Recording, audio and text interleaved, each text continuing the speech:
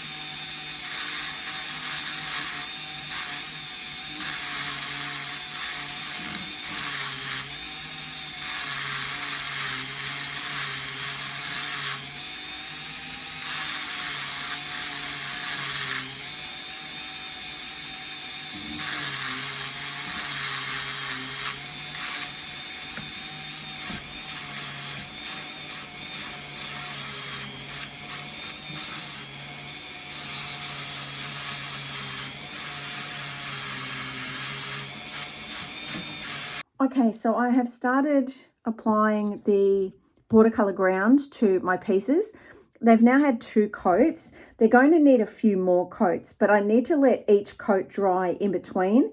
Otherwise, the ground doesn't adhere to the layer that I did previously. It just sort of pushes around on the surface. I also need to do a number of coats because I obviously want that watercolor paper-like texture, but also I don't want to be able to see the brass through the ground. I don't know if you can see that very well there, but at the moment you can still see the sort of yellowy goldy tinge of the brass. I don't want that. I want to have it as a white surface, because if you can see the brass through, it can distort the color of the painting on the top. So these need a few more coats, but what I'm going to do is let them dry and then I'll come back a little bit later and do some more coats.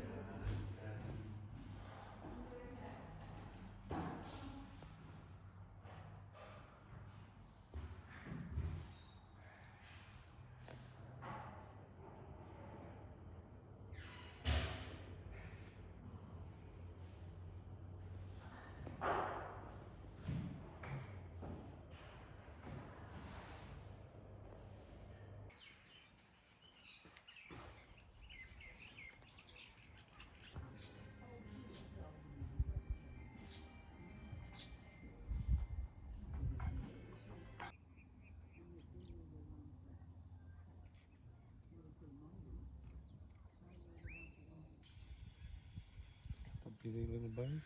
Yep. Okay, so I'm in my work shirt, ready to go out into the studio. I need to do a birds collection. I had said for a big market that I had applied for, if I was accepted, that I would launch a birds collection at that market. I'm still sitting on the wait list for that particular market, but I've decided I'm going to launch the collection anyway. So I've sketched up some ideas. I've got a budgie, I've got a cockatoo and a fairy wren. There's also a galah and a rainbow lorikeet. So I need to get into the studio and start working on those, and then come back inside and start painting, because I really want to launch those by mid-July. I might actually launch them earlier if I have the time, but yeah, so I need to go and start work on that, and then I'll let you know where I'm up to.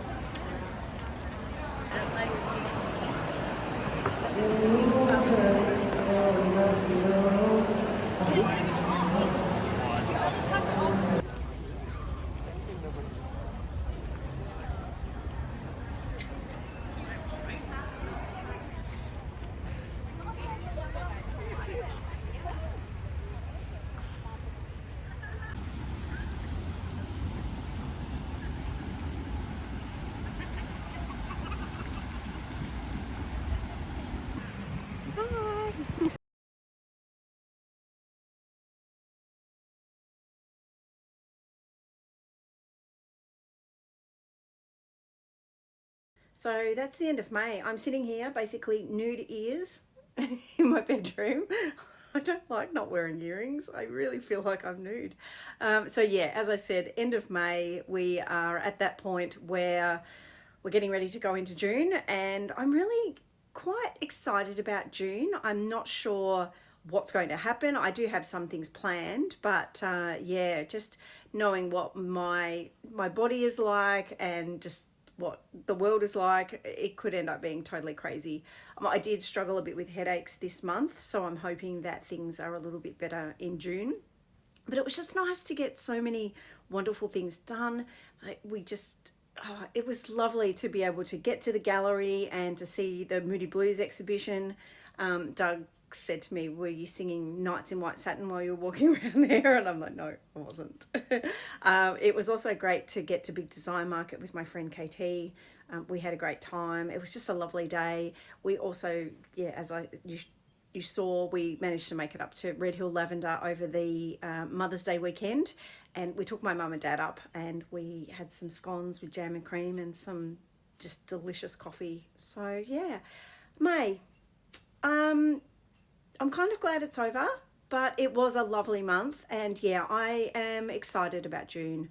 I can't wait to see what June brings. So I will say goodbye for now, and I will see you in the next video. Bye for now.